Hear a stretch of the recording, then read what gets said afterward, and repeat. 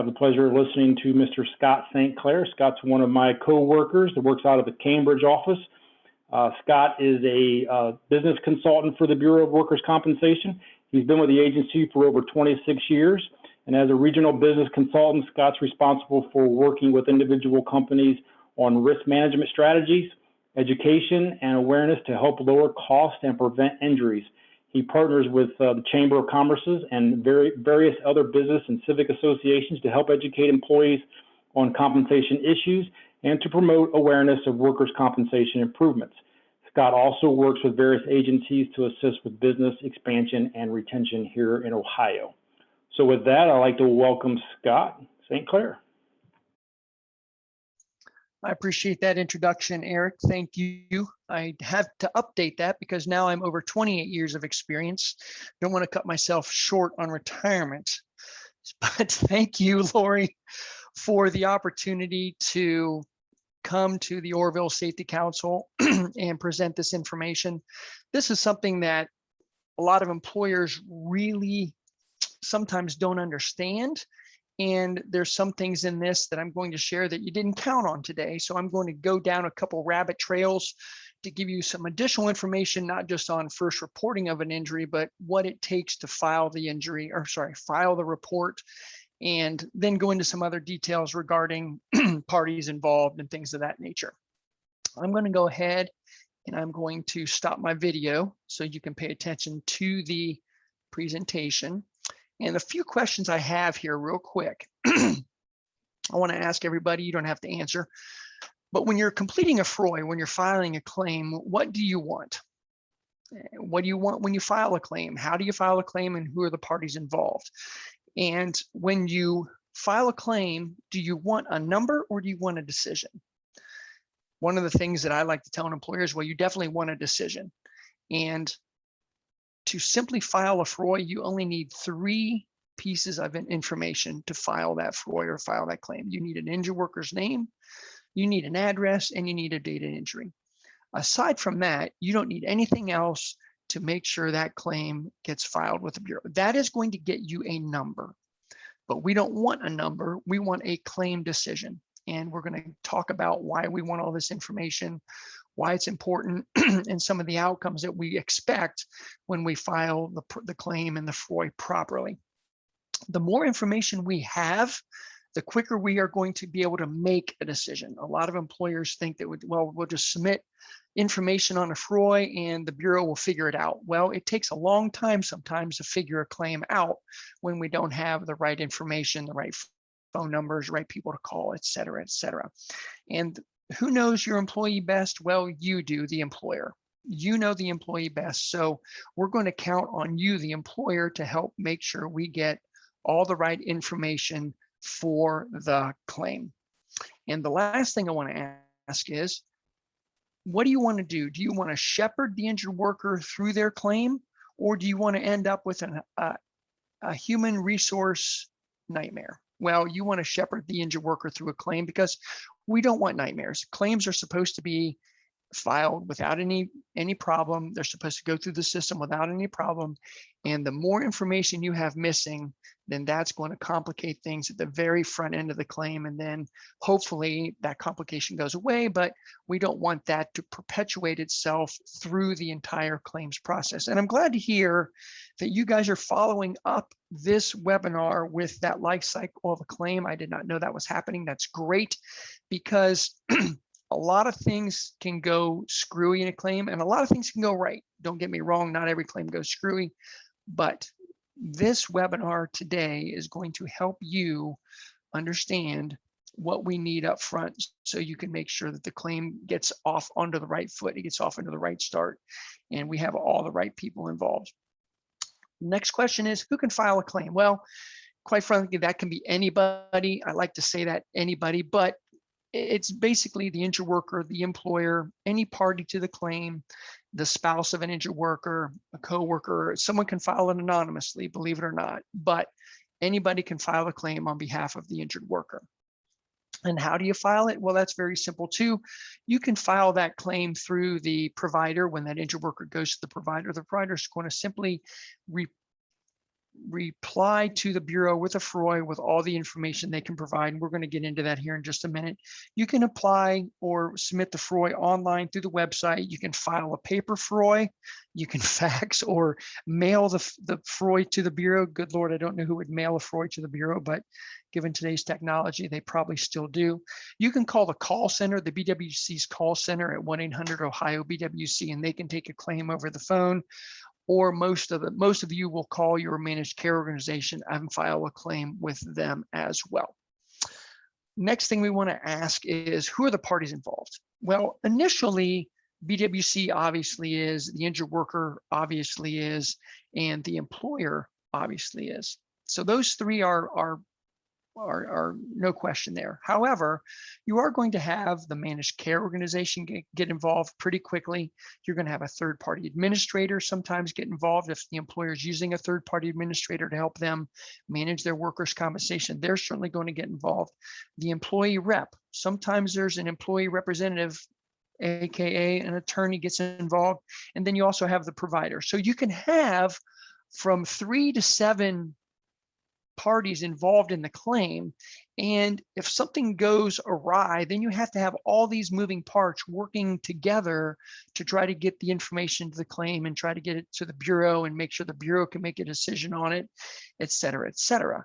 A lot of moving parts up front, a lot of parties involved up front, and that's what we're here to discuss to make sure how we get this taken care of. So let's go on to this next page.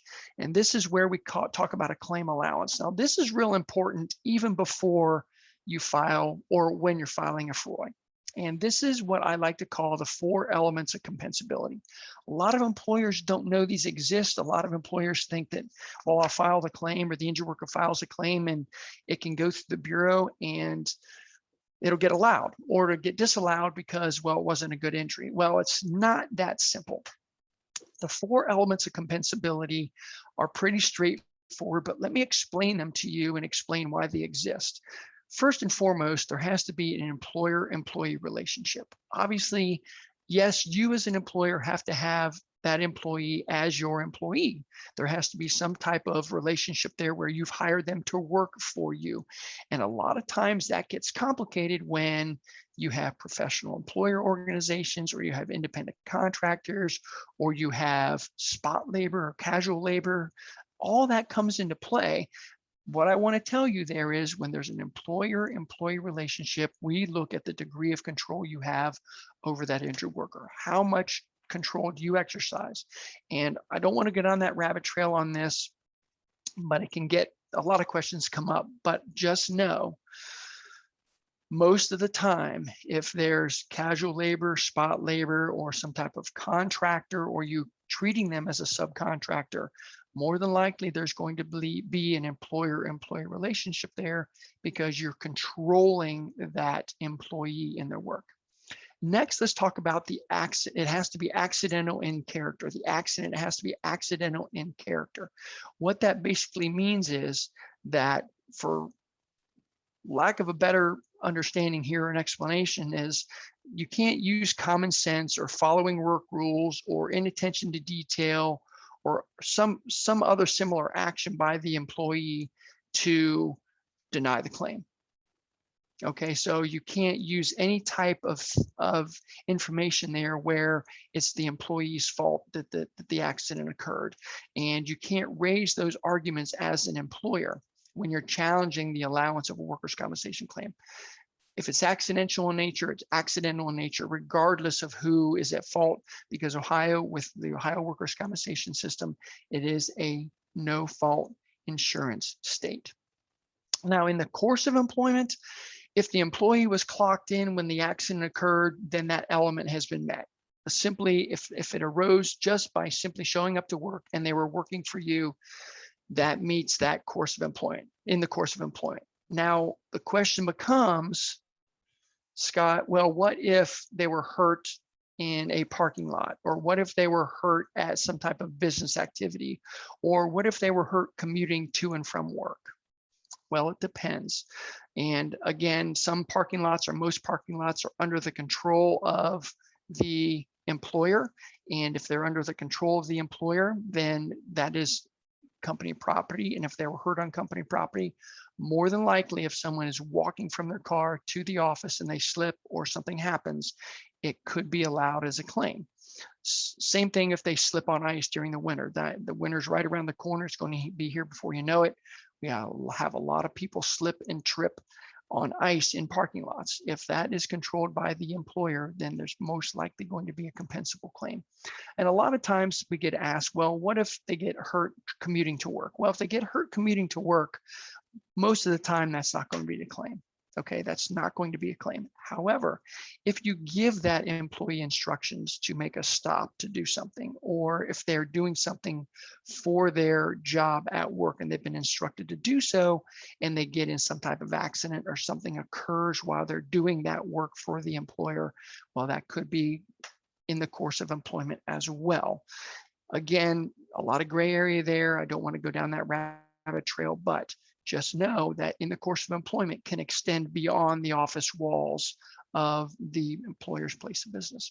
And then arising out of employment, this is the fourth element that has to be met by the injured worker. Again, arising out of employment means that there was a risk or hazard directly related to the employment that was the actual cause of the workplace accident. Simply meaning that, did they get hurt arising out of their employment by a hazard at the workplace? More than likely they did. So to round this out real quick, the injured worker must prove all four of those elements for a claim to be compensable. Very straightforward, very easy there to understand those four elements. However, for an employer to disprove the claim or reject the claim, they have to be able to disprove only one of those elements. Obviously, because not all four have been met by the injured worker, if the employer can disprove one of them. This is something that's huge when it comes to allowance or disallowance of a claim. If not all four elements of compensability are met, then the Bureau will deny the claim for coverage or for compensability. So I wanted to get that out of the road first before we get into the information on the first report of injury. But that's very important for you to understand when it comes to an allowance of the claim. Not every claim that comes into the Bureau gets allowed. A lot of employers think that, boy, the Bureau allows everything that comes in. That's not necessarily the case at all. We have a lot of claims that are denied because those four elements of compensability are not met. Okay, so let's look at the FROI for just a moment. And we're going to go through a lot of the material here. I'm going to go through it by section so we can understand what's important to you as an employer and what's important to the injured worker when they're completing it. And a lot of information going on here. I'm just going to walk through a couple parts of it, and you're going to see my laser pointer here on the screen. Obviously, all the demographics at the top of the page is of the page is very important. It's very important we have all this information. Department name, I highlighted a few of these here because I want to point these out. Department name is very critical. A lot of times that's left blank, and a lot of times we need to make a decision on the manual code for the claim, and we don't have a department in which the injured worker puts that down. Sometimes they'll put in receiving, or sometimes they'll put in something very innocuous, and sometimes there are only innocuous titles to departments, but we do need that department name. That's real critical. And again, wage rate, we need to know the wages and how they're paid. We want to know what days they usually work. We want to know what their hours are. And again, we want to know if there's any other compensation or wages they're receiving. And if they are getting something, maybe through a disability program or whatever the case may be, we're going to want that information here. Now, the other important thing I want to point out here is occupation or job title. A lot of times, you'd be amazed at how many first reports of injury come in and the occupation will say laborer or worker. I kid you not, I wish I had some examples, but it happens all the time. One of the things that we like to see here is a very good occupation description or a job title for that injured worker, because then that allows us to make a better determination on how we approach this claim and how the MCO approaches a claim with return to work and a lot of other things, but also on the determination of the manual code. And we'll get into the manual code here in just a little bit, but that's really important as well. Down here's the employer name, obviously the mailing address, and a location if it's different. But here's another really important part of the first report of injury we want to make sure you understand. And this is, what was the place of the accident or the exposure? Was it on the employer's premises or not? And if it wasn't, we want to make sure we have the address of where that injured worker was hurt.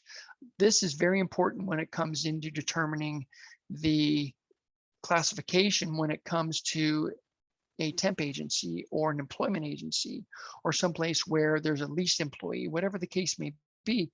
We want to make sure that we have the proper accident location here. And also, sometimes if someone is hurt off-site and they're hurt at some other employer, then there's a possibility of a right of subrogation if there was an issue there when it comes to some type of third-party involvement when it came to the accident. So we want to make sure we know exactly what's going on there. Okay, the date of injury and disease, that's very straightforward. Time of injury.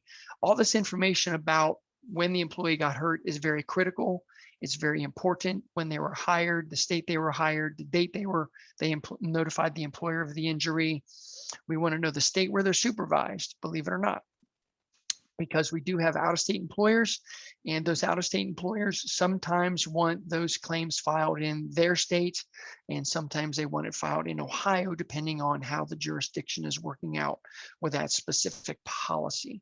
We also want to know the last date that injured worker worked and the date they returned to work, if they did by the time this was filed. Oh, and by the way, one thing before I go any further, I want to make sure everyone understands an employee has, on a regular incident, not including occupational diseases, but on a regular injury, lost time or medical only, an injured worker has 365 days to file a claim from the date the claim occurred or the injury occurred. Keep that in mind. It used to be 2 years, it's only 1 year now. And that changed back in 2017, I believe is the date. So keep that in mind when it comes to filing the claim. Now, this is real important down here, the description of accident. And it just says, describe the sequence of events that directly related to the injured worker's injury or the cause of the death or disease. You'd be amazed that sometimes the explanations we get here, we'll see something that says, well, I slipped, or I bumped into such and such, or some very, very vague incidents or description of incidents there.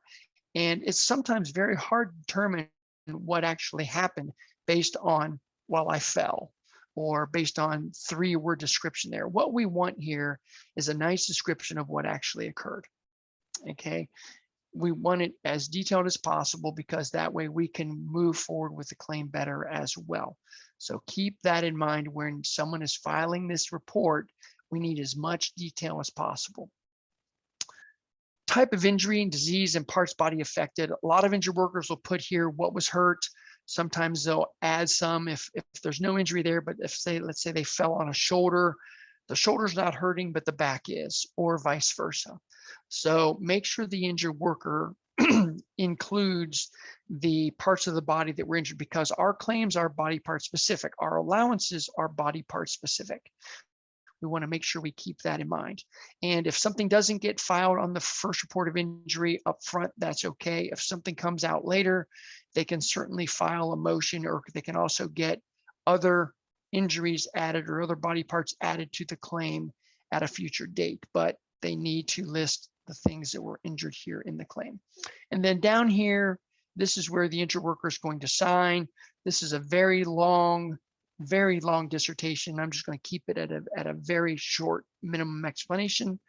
The injured worker is basically attesting that everything they're attesting to is true, and they're waiving their information, so everyone can get information on their claim, including the employer, the providers, the Bureau, Job and Family Services, et cetera, and the Industrial Commission. So keep that in mind when it comes to this. They're making sure that they are certifying that this is a true claim, and they're not trying to fraudulently impact the Bureau or try to file a fraudulent claim. Let's go to the next part of the FROI, and this is where the healthcare provider information comes in. And this is something that the employer and the employee are not going to complete. But if the injured worker does go to the doctor, and the doctor completes the first report of injury and sends it to the Bureau, then this information more than likely is going to be provided by the healthcare provider. They obviously have to provide their name, they have to provide the diagnoses, and they have to provide the ICD codes. If you don't know what ICD stands for, it's called International Classification of Diseases, okay, or International Classification of Disease. Those are very body part specific, and the provider must provide the ICD codes in which they are treating this injured worker.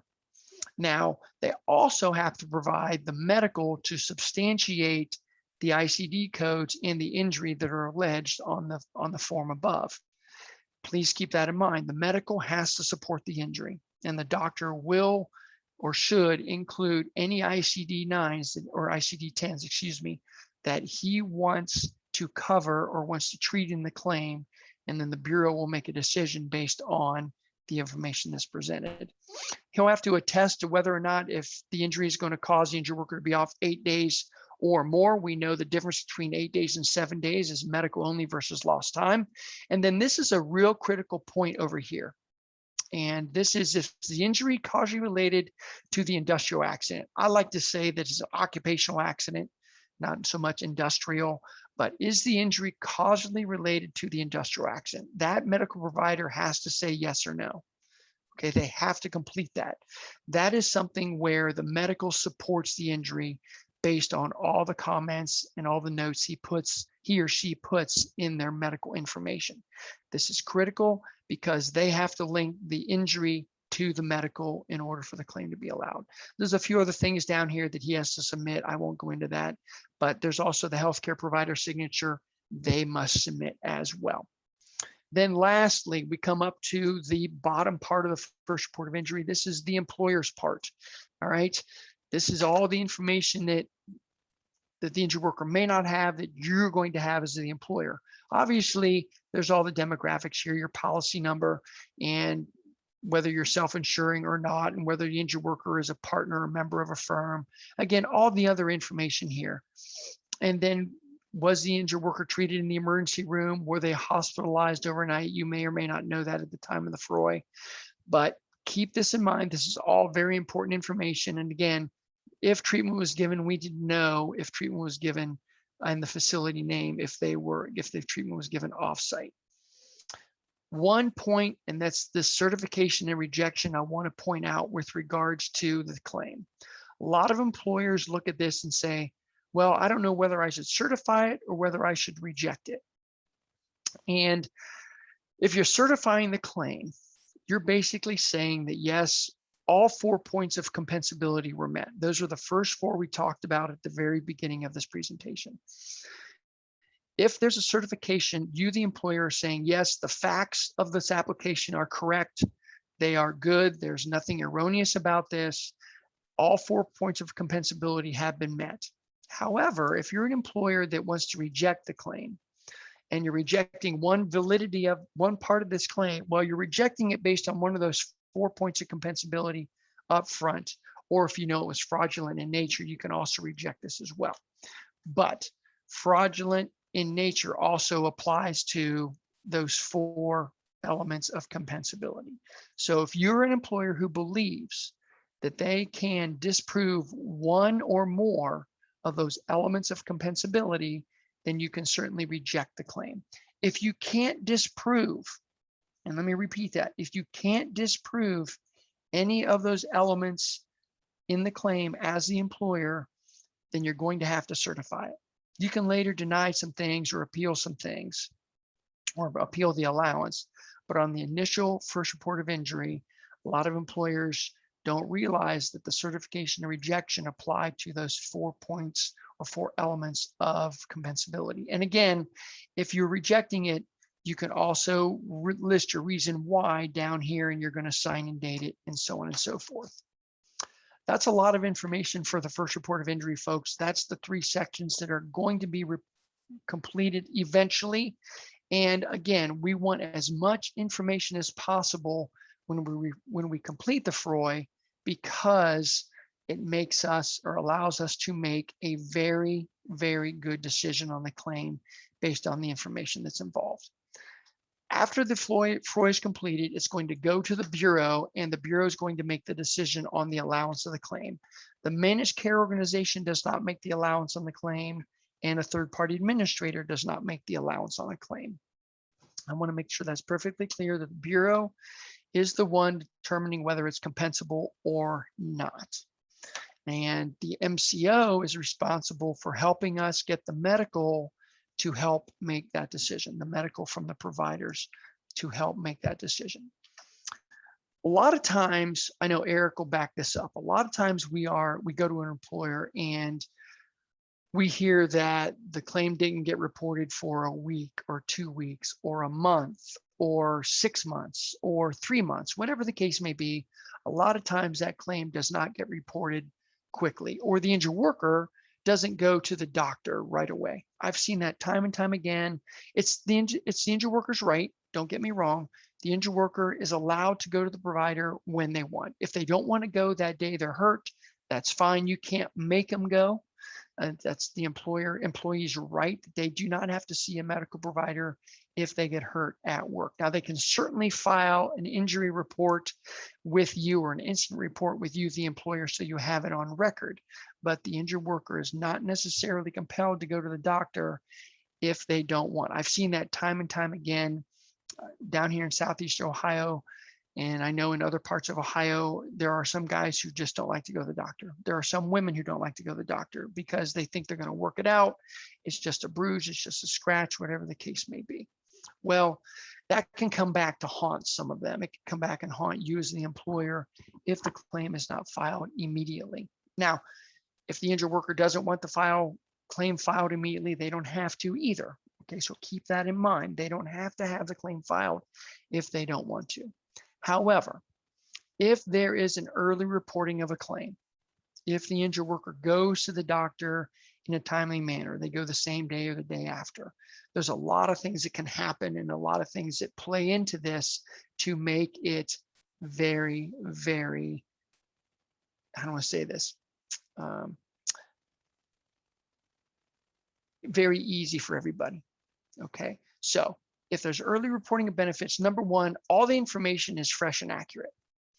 I've seen time and time again where if there's not an incident report filed with the employer, or there's not an immediate claim filed with the employer or the Bureau, some details kind of get lost.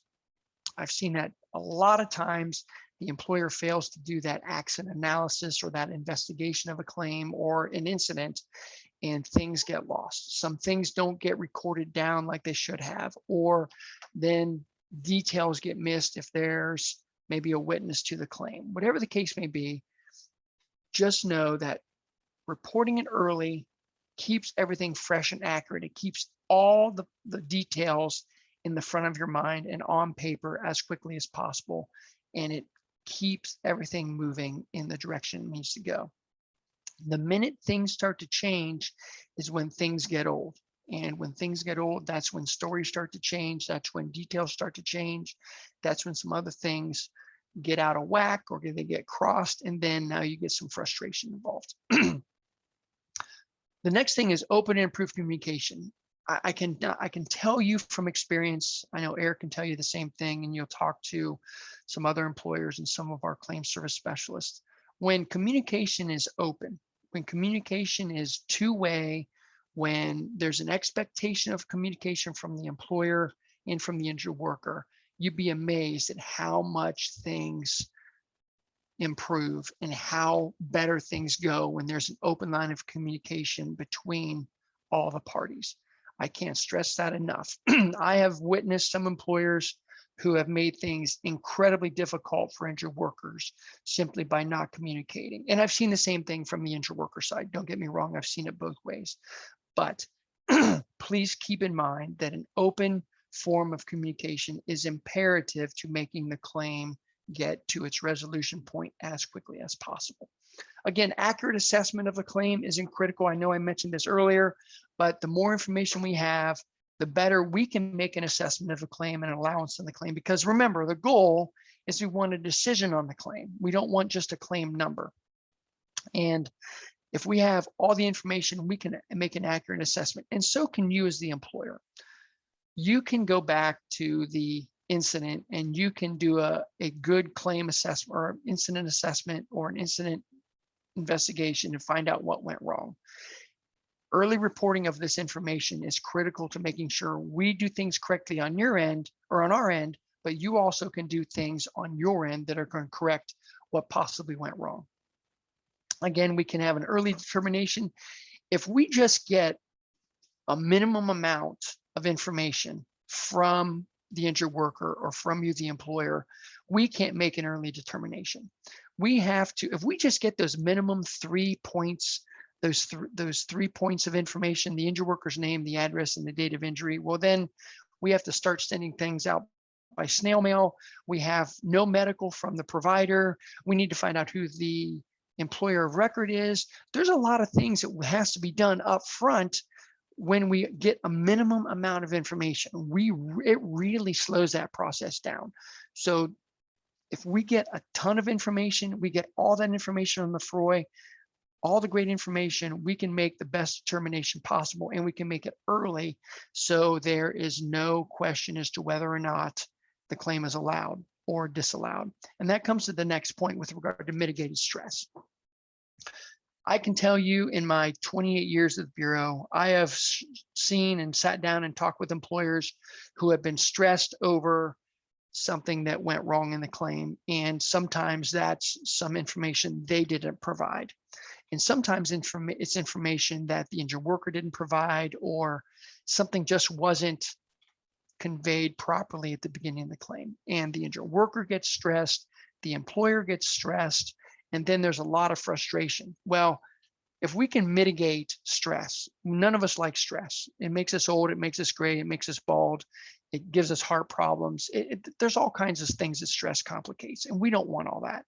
We have enough issues as it is, dealing with workers' compensation, dealing with our safety program, dealing with all the other things that our companies bring to us. We don't need the added stress with regard to reporting a claim. So if we can mitigate the stress, that's real important.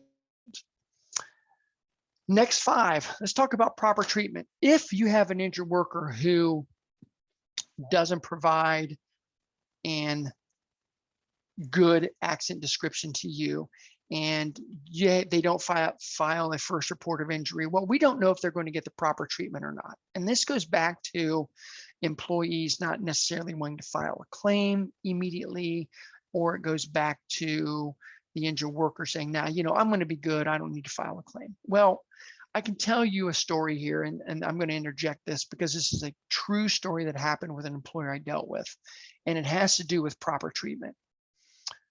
And everyone likes a good story. This happened in a small carryout here in Ohio. I'm not going to tell you where the details on it are, but we had an injured worker who slipped in. They walked into a supply closet.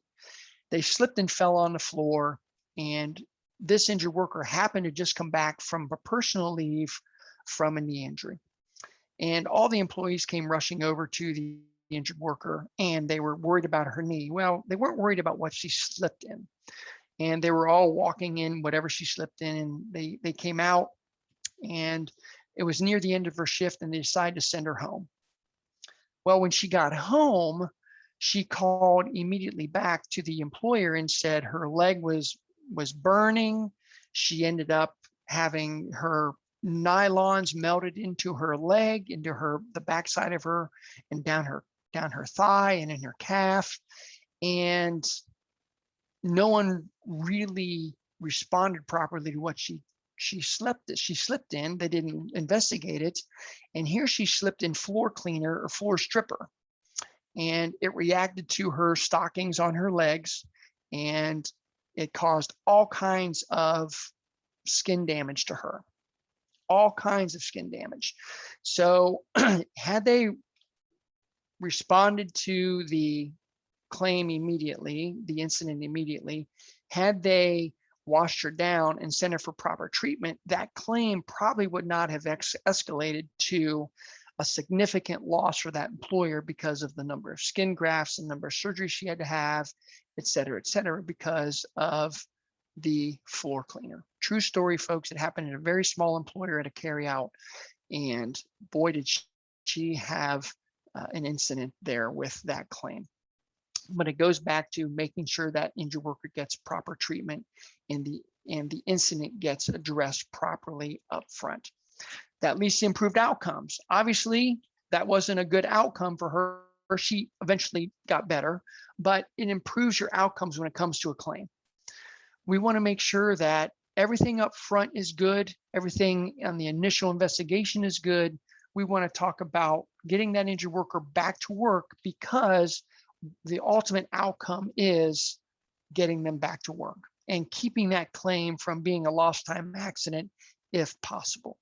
And again, it comes back to reduced complexity.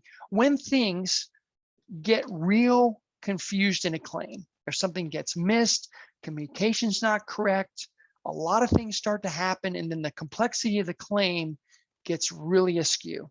Well, if we can do everything up front, have all the details, have all the communication, have everything in place where we can reduce the complexity of that claim by making sure everyone's on the same page, a lot of things come out of that on the early reporting of that claim. And then if it does turn to a lost time accident, there are some benefits that injured worker is going to need because they missed work. Now, we know benefits don't start until the 7th day, after they miss the 7th day. Benefits start on the 8th day. And if the injured worker misses 14 consecutive days, then they're allowed to be paid for the first week that they were off. Again, if we don't have all the benefits, when we don't have the rates of pay, when we haven't built the wages in the claim, when we haven't received the information we need on their wages, it's hard for us to calculate benefits.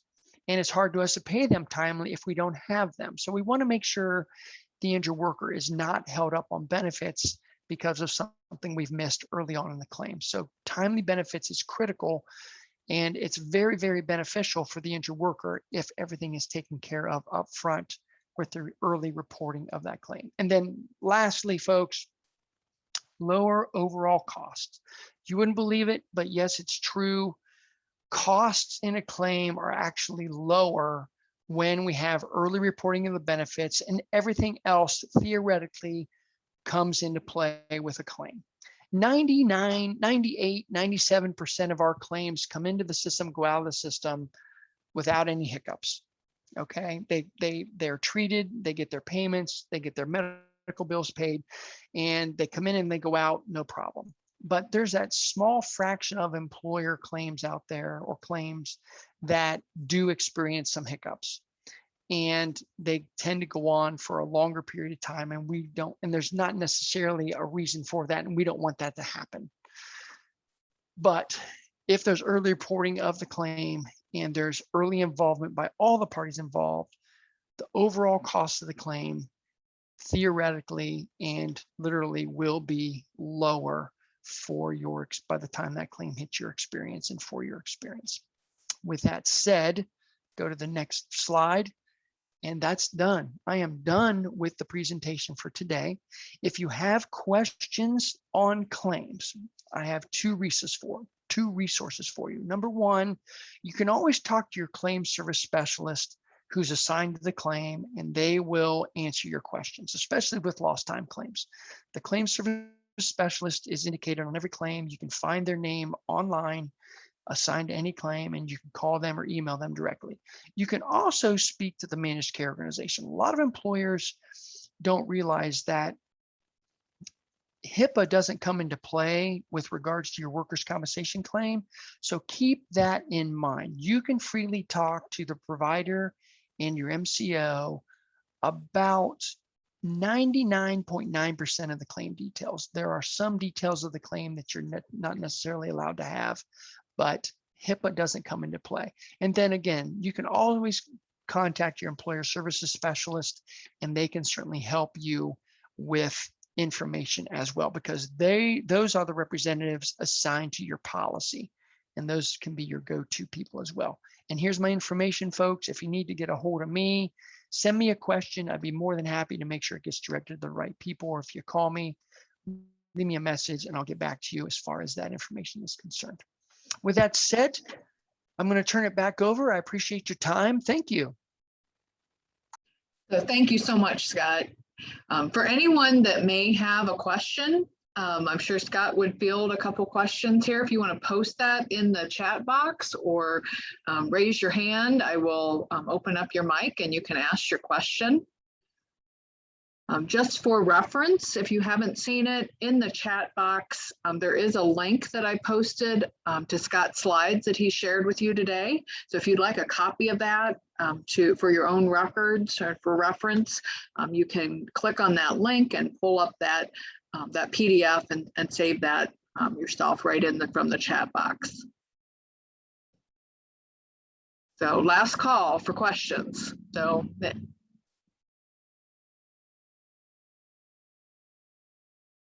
I know that you have Scott's information. We'll include that in our follow-up. We do post the webinars to our website.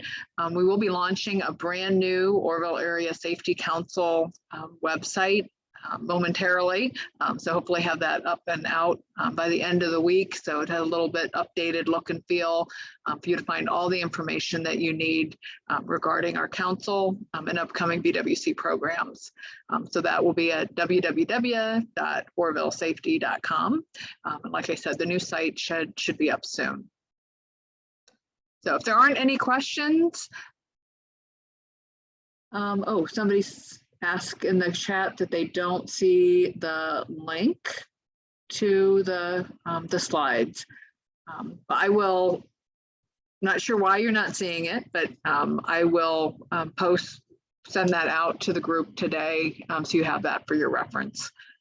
Make sure that you get that. So we will be hopefully seeing some of you at the October mega meeting. Like I said, the registration for that is posted out on the Chamber's website and will also be on the safety site soon. And I'll send a direct invitation to all of you. You can either choose to register to attend in person or virtually based on whatever your circumstances are. So again, thank you so much to Scott and to Eric and to all of you for being here. Stay safe and stay healthy, and we will see you next month. Have a great day.